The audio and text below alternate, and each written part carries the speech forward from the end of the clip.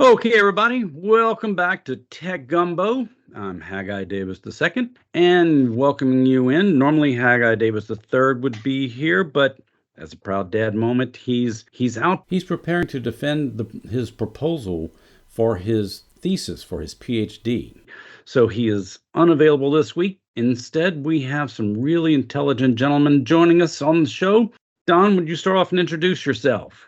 Certainly, and congratulations, Haggai. That is a proud Papa moment for sure. My name is Don Monistere. I'm the CEO and president of General Informatics. We are an IT provider, managed services provider, headquartered right here out of Baton Rouge, Louisiana. We cover the entire Southeast. And since we're going to be talking a little bit about technology today, I thought I might join you guys and see what these other really intelligent gentlemen have to say. Justin? Justin Obney. I am the CTO at Paystar. We are an integrated payment processing company out of Baton Rouge. As always, excited to kind of be a guest and chat as well, Haggai, and I'm just excited to see where these takes us all. Lex? Hey everyone, I'm Alexander Adams. I am the CEO and founder of Vigilus, a software development and cybersecurity tech agency here in Baton Rouge. We love working with AI. It's something that we passionately follow. It's a passion of mine, and I'm really excited to be talking about it with you all today. Welcome again, guys, into Tech Gumbo. For those of you who remember back over the summer, we had these three guys in for the same kind of rolling conversation where we talk about artificial intelligence and the large language models and where all is going. And wanted to start off with, okay, so it's been 6 months since we all sat down together. What have we learned in the past 6 months? That we can get our mind blown, even though we thought our minds were already blown. Right. I mean, the biggest thing I think is going to be the multimodal support that's dropped from GPT-4 and Chat GPT from OpenAI. So that's going to be your introduction of the image processing or image vision. And then to a lesser degree, integrated in all of that is the voice to text and the text to speech applications that are coming out of it. At least that's in OpenAI's little corner of the AI market. Most recently at their developer conference, they also dropped a huge update with the 128K context window, which just completely eclipses everything it had before. Commercially in the enterprise level, we had a 32K model, but most people only had access to the 8K model. Outside of that, we've seen the drama with Sam Altman.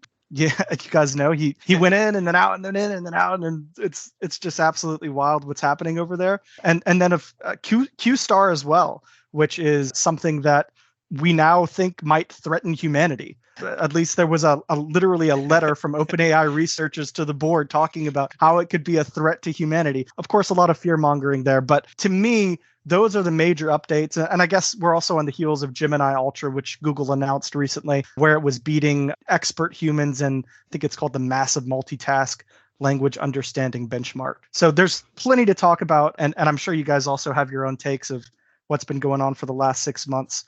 Tons of updates, and I'm sure it's just going to continue at this rapid pace. Lex, one thing I wanted to mention that I think is really, really interesting is that we're all dealing with business problems, not just technology problems, right, within our own organizations. And we watched OpenAI literally lose $950 billion worth of valuation over 24 hours, and then get it all back. It's what a roller coaster. The one thing I took out of that is I immediately knew the standard to which I want to build my team. I want Twitter to be flooded with hearts if anything happens. I immediately said, I was like, goals. So right there, 100% goals. And that was the most thing I took from that. And to kind of expand upon that, Sam posts this tweet that's like, OpenAI is nothing without its people. A day later, 700 out of 750 employees. First off, they just retweet that all in coordination with each other, and it's just wild seeing all these OpenAI employees supporting them. And then they almost all of them sign the letter. He goes, they go, and then Microsoft's like, well, we got a spot for you. It's right here, warm. And then come Monday morning, Sam's back in and all in all, outwardly, it was I think it was just, yeah, it was in Yeah, the biggest. I wonder what that was the like other in biggest thing. behind doors, you know? Oh, well, that like I was one component was like you have all these employees that are about to potentially get like a secondary market exit, well, worth of tons of value. At the very least, staying together is a way to keep the value of everything high, so that their own interests are definitely taken care of. So Yeah, was it Q-Star? I mean, let's talk about the technology, right? What was it? well, let's talk about what that might do for regulation. For regulators watching this happen over a weekend in this industry that's already like super fearful. I think that's another super interesting thing to come out of that. Yeah, no doubt.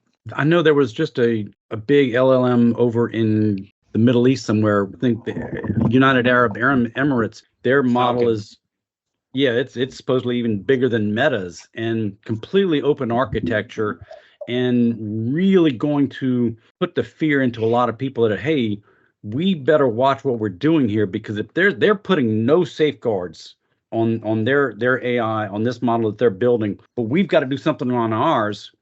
How does that hurt us? Does that slow us back, or does that help protect us? Kind of like from the perspective of an arms race, essentially, for generative AI, Haggai? Absolutely. You know, I think to that end, there isn't a lot of ground to be gained right now based on where I see language models performing at the moment.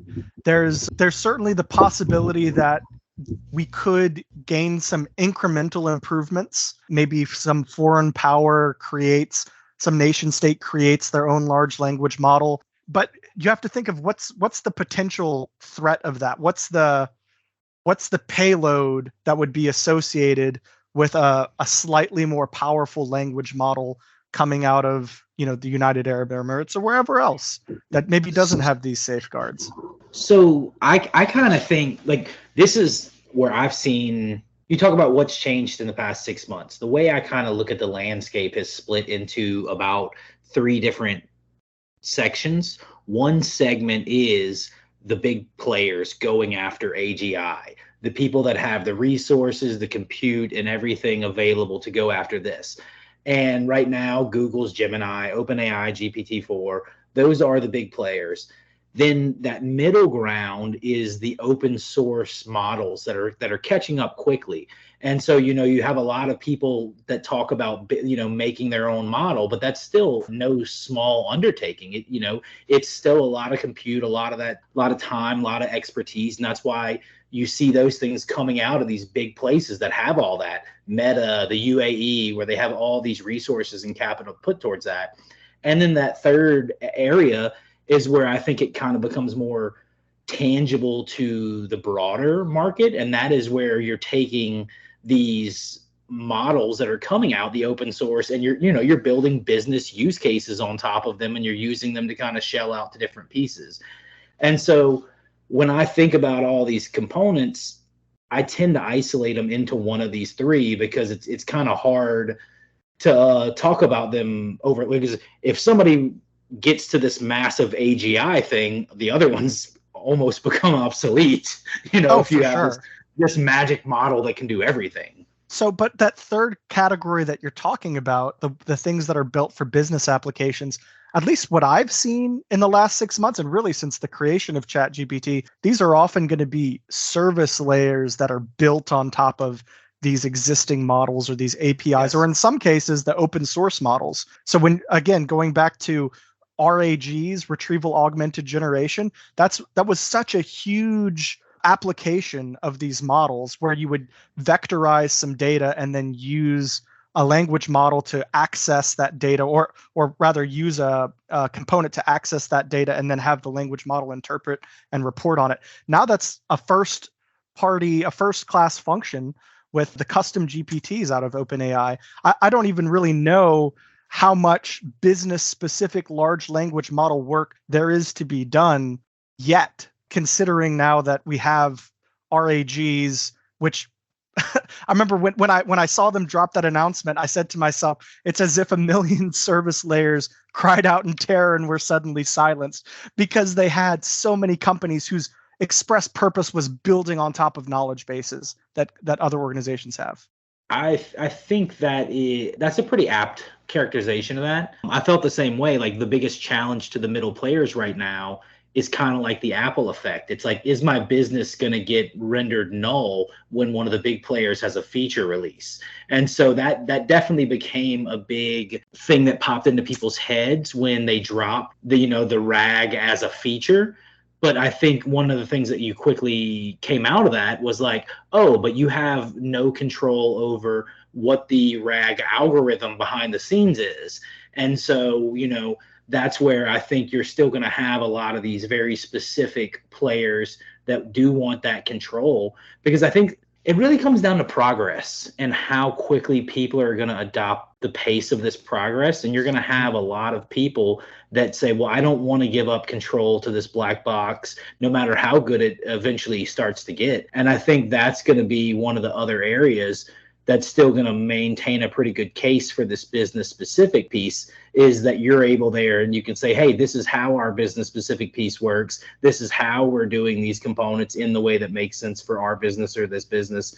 And that's going to kind of give people the reassurance that they're looking for as all of this stuff is changing so rapidly. Well, guys, let's dig into. Go ahead. I was just going to say, you've seen how different the response you get from a ChatGPT or others when you start really communicating in different ways and really challenging the persona of that chatbot. And what I'm finding is that even if the language model is very general, you can get really precise with how it answers you and the subject matter and the way it answers you by manipulating the persona as well. Beyond that, and I really want to dig into what Justin was saying earlier about the RAGs and how you can't have control of the algorithm, because Justin, as you know, there's that function calling aspect, and you can also get that specific JSON output you're going for.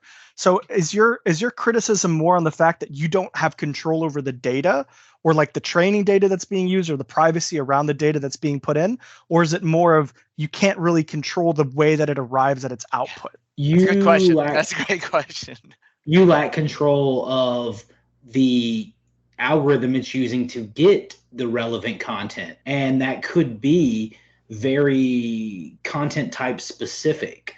And so, and I don't think like the transformer algorithm itself, or I just want to no, like when I tell it to remember this thread, it's going to go get some content to pull back in. It's going to figure out the content based off of our thread or whatever file I uploaded, but I don't really have any way to step behind there and say, oh, you're about to go get some content. I want to be the router. I want to say that I want to run the query first through this other pre-processing thing that says, if it's this kind of content, I actually want you to go hit our Elasticsearch index. If it's this kind of content, I want you to go write this SQL. Oh, the manner in which it retrieves from the vector database is where. Well, and it might not even be from a vector database. Like you get to put a concept in between it that you get to intercept. And one of the strategies may be to go to a vector database. One of the strategies may be go to a knowledge base, or write a SQL query,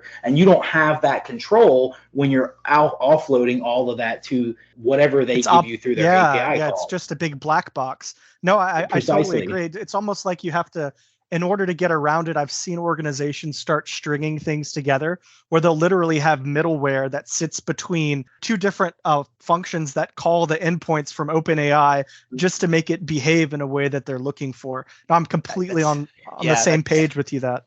I'm seeing more of that, Lex, as well. I mean, where they want to control it with middleware because they want to make the response a bit more predictable. I think that's a pun on words, right? That is, you can get predictable responses now. That's the cool thing with how they're structuring these assistants, is you can have a formatted JSON output. But to Justin's point, the way in which it retrieves the data and how the entire process that feeds the input data isn't something that we can control quite so easily with the current parameters that are given to us or exposed to us for the API. This is kind of what Llama Index is, from what I understand, their main goal is all about being able to get the data as an abstraction that you're going to feed into your prompt. And what that and to kind of what that means is that when you have these models and you're going to ask it a question, what is happening is if you can stuff some additional relevant data in there with your question,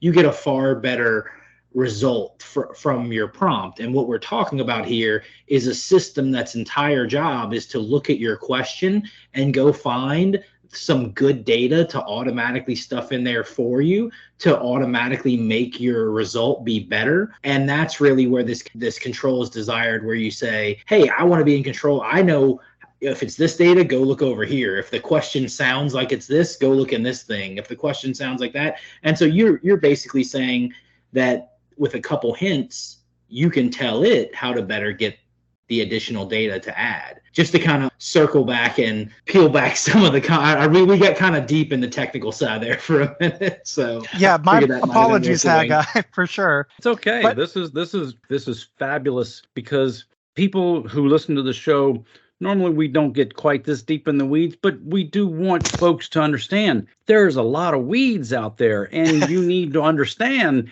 this gets really deep. This is not just clicking on a link and having it tell you what time of day it is. This is real applications that can do a lot of different things, and there's more than just ChatGPT out there. You know what's so cool though, Haggai? And shout out to the guy that owns my gym. His name's Nard Fit Downtown Elite Baton Rouge. This is your run of the mill layman. I wouldn't describe him as a technologist. He's a fitness guy. He's out there doing personal training. But with the advent of custom GPTs, you're getting business owners that are now capable of creating their own chatbots based on documentation and internal resources that they have available to them that they can then expose to the outside world. It's so available now. This is something that our lay people are actually able to utilize and create custom, I won't call them a custom model, but custom versions of ChatGPT that they can use for themselves. And I think that's just wonderful. I think it's interesting that you point out not a technologist, but you also describing an entrepreneur. And I think the important characteristic there is like a characteristic of someone's willingness to embrace change and even thrive in chaos and change. And here recently, that's one of the biggest pieces that I keep coming back to. I was listening to another podcast, and they talked about people's ability to handle change in compressed timelines, and how technologists are typically outliers in that they thrive in that situation. And so on the heels of hearing things like Gemini being dropped, and someone was talking about Gemini versus GPT-4, I think what became more and more interesting question is the gap for most people between what they think the world is and what is happening in AI so much bigger than the gap between GPT-4 and Gemini is to them? Because are people prepared to handle a lot of these things that are coming? And is that gonna be artificially slowed down via regulation and stuff because of that inability to handle that progress? I think it's slowed down by the adoption of the people themselves, like you were saying, Justin. It takes, while many entrepreneurs are technologists, it takes a little while for people to fully understand how to utilize this stuff, despite whatever advancements are being made in the models themselves. In the sales and biz dev world, Haggai, what do you have what are you seeing there? So I've done a couple of lunch and learns here in town with some folks who are interested in what's going on with this and how do I learn, what do I do? And the first thing I've been telling everybody is this is a tool. You have to learn to use this tool, or you're going to get used by the tool. So start playing with it and start figuring out how you can ask it to put together some relevant information for you. If you're in sales and you've got one territory in town, ask it give me 5 people who might be interested in our product and services based upon these parameters. And instead of, Google giving you 5,000 links, see what the actual GPT or whatever LLM you're going to use is going to give you that specific information, and try it out. And if it doesn't work, then try it again or try a different one. But you've got to get involved and see what's going on. Part of our problem as a society, we accept change in about a 10-year span, 30 years into the cell phones. But we're only a little more than 13 years into really people starting to adopt to use the smartphones. But now everything we do in our lives revolves around that smartphone. Every app, you go to a hotel and they don't give you a key anymore. You've got to use your phone. They're going to start having your phone open up the car doors and start your car for you instead of giving you keys. And so you've got to start using these technologies and not being afraid of it, is what I've been trying to tell people. Are they listening? Yes, absolutely are. that was the great thing about it. I was really, really excited. Both times people were embracing. They were running up to my computer. Let me ask some questions. They were all ready to go and play. And so I have not had a chance to do the follow-up to make sure, see how it is 2-3 weeks out, but they were all very excited at that time. We also want to thank Cardinal Capital. To business owners and CEOs, hopefully you have a good relationship with your lender. Even if you do, sometimes you face other challenges, such as a need to consolidate debt, a want to level out your cash flow, or a desire to buy new equipment because you're in growth mode. If this describes you, give Cardinal Capital a call, whatever your need or challenge. They have over 4,000 lenders where they source commercial capital for business clients. Chris, Gary, and Rob at Cardinal Capital have a passion for business, and they want you to succeed. When you meet with Cardinal Capital, they get to know you and your business, so they can present your needs to a lending institution that will best fit your unique situation. In short, they go after money for your business. They translate your business into what's important for lenders, and they are good at it. Depending upon what the deal is, no matter how complicated or straightforward, they will help maximize your profitability while setting your business up for success. They find the best solution for your situation, all while being fun and easy to deal with. For more detailed information, visit their website at cardinalcap.net. You can also call them 225-308-3700 or email them info@cardinalcap.net.